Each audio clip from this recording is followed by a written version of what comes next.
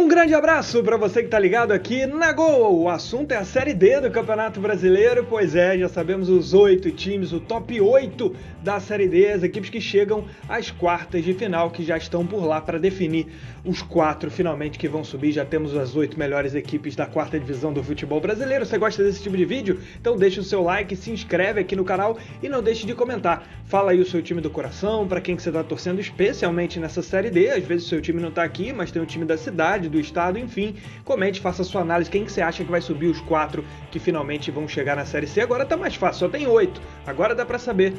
Terminadas as oitavas de final, vamos nessa. Ceilândia e Caxias empataram por 0-0 no sábado, um confronto com pouquíssimo futebol, as duas equipes não conseguiram jogar bem, mas o Caxias avançou nos pênaltis num confronto muito tenso, né? O Atlético confirmou o seu favoritismo de véspera, né? E bateu o Camboriú por 2-0, mas de um jogo muito difícil em Santa Catarina, lá no Gigantão das Avenidas, com a vitória do Camboriú 1-0, o Atlético passou.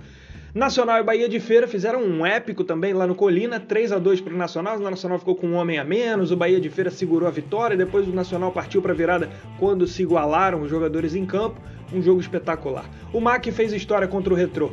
Meteu um gol aos 54 minutos do segundo tempo com 2 jogadores a menos em campo. Levou para os pênaltis e se garantiu nas quartas de final. Num épico, com certeza num épico da história dos campeonatos brasileiros. No domingo, a Portuguesa venceu a Patrocinense por 3-1 com 3 gols de pênalti. Não tem muito o que reclamar da arbitragem, um time de patrocínio, porque todos os pênaltis foram realmente em falhas individuais, inclusive da defensiva do time da Patrocinense, né? 3-1 para a Portuguesa, que conseguiu avançar e está no top 8. Ferroviária ganhou de novo, 2 vitórias no confronto contra o Anápolis, 1-0 em São Paulo, 1-0 em Goiânia agora. E o Souza foi outro que venceu os 2 jogos e os 2 por 2-1. Ferroviária teve 2 vitórias por 1-0, o Souza ganhou 2 vezes por 2-1 para cima do Atlético Cearense, fora e em casa. O Souza, portanto, se classificou com sobras aí nesse confronto, no agregado vencendo por 4-2 no grande jogo. O Anápolis acabou sentindo muito falta do Jonas Duarte, né, que acabou ficando de fora por conta o gramado acabou sendo danificado pelos festejos, né. O Ferroviário meteu 3-1 no Nacional de Patos e confirmou sua classificação para as quartas de final. O Ferroviário também é top 8 e chega com a melhor campanha de todas. Ferroviário honrando o seu favoritismo de sempre, né? Desde as primeiras rodadas, Ferroviário até hoje invicto no campeonato. A gente chega nessa tabela que mostra como foram os jogos de oitavas de final, em casa e fora, a batalha entre Bahia de Feira e Nacional. Cada um venceu o jogo, Bahia de Feira levou a melhor no saldo de gols, 2-0 contra 3-2, por isso avança. O Souza venceu os 2 jogos com 4-2 no agregado, para cima do Atlético Cearense. O Ferroviário meteu 3-1 no Nacional, no agregado, porque o primeiro jogo foi 0-0, esse épico aí extraordinário para a história da Série D, para a história dos campeonatos brasileiros, do Maranhão eliminando o Retrô com 2 jogadores a menos, levando para os penais e ganhando na casa do adversário, no que vai ficar conhecido aí como Milagre de São Lourenço, quer dizer, espero que fique conhecido assim, né? O Caxias passou pelo Ceilândia, a Portuguesa tirou a Patrocinense vencendo por 3-1 no Luso Brasileiro, no Rio de Janeiro, na capital carioca, a Portuguesa carioca avançando, o Atlético bateu o Camboriú por 2-0, 2-1 no agregado, avançou também, e a Ferroviária ganhou os 2 jogos para cima do Anápolis, chegou com a pior campanha das 16 e tira o Anápolis por 2-0 no agregado, com 2 vitórias por 1-0 em São Paulo e em Goiânia. Anápolis ficando de fora da sua cidade natal por conta de uma festa na cidade que acabou danificando o gramado. Chegamos na classificação geral, um momento que a gente ficou esperando tanto para que finalmente a gente pudesse avaliar as 8 melhores campanhas. Esse momento chegou agora com os times do top 8, os times que chegam às quartas de final, e terminou dessa maneira aí. Ferroviário, 44 pontos, segundo Atlético, 36, terceiro Souza, 36, quarto Portuguesa, também 36, com uma vitória a menos. Quinto lugar para o Caxias, com 29, sexto a Ferroviária, com 28, sétimo lugar Bahia de Feira, 27, oitavo Maranhão, 26, como a gente já explicou em vários vídeos aqui da Série D. Essa tabela definiu os confrontos das quartas de final, como a gente vinha prometendo já lá desde muito tempo atrás. Então a gente vai ter Ferroviário contra Maranhão, Atlético contra Bahia de Feira, Souza contra Ferroviária e Portuguesa contra Caxias, de 1-8, as melhores campanhas dentre as equipes que chegaram. Tinham campanhas muito boas, como a do Nacional, do Retrô, mas que acabaram não chegando nessa etapa decisiva do campeonato. Então esse momento para se avaliar o índice técnico chegou, e exatamente por causa disso a gente tem a definição do chaveamento, e agora o chaveamento completo, inclusive já pensando em semifinal. Tudo isso já está definido graças a essa tabela, como a gente vai ver a partir de agora aqui.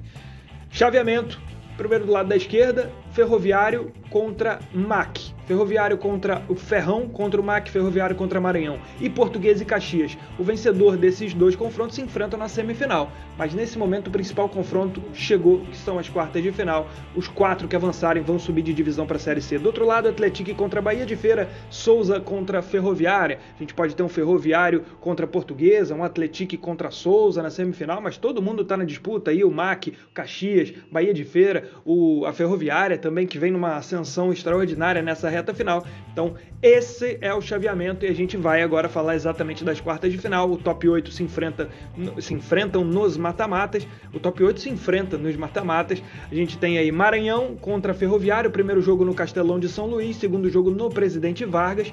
Lembrando que os jogos são sempre nos próximos fins de semana, ou seja, no dia 27, 26, 27 de agosto, os jogos de ida, e depois já em setembro os jogos da volta das quartas de final, para a gente saber os 4 times que sobem para a terceira divisão. Tem Caxias e Portuguesa, primeiro jogo no Centenário, e depois Portuguesa e Caxias no Rio de Janeiro, no estádio Luso Brasileiro.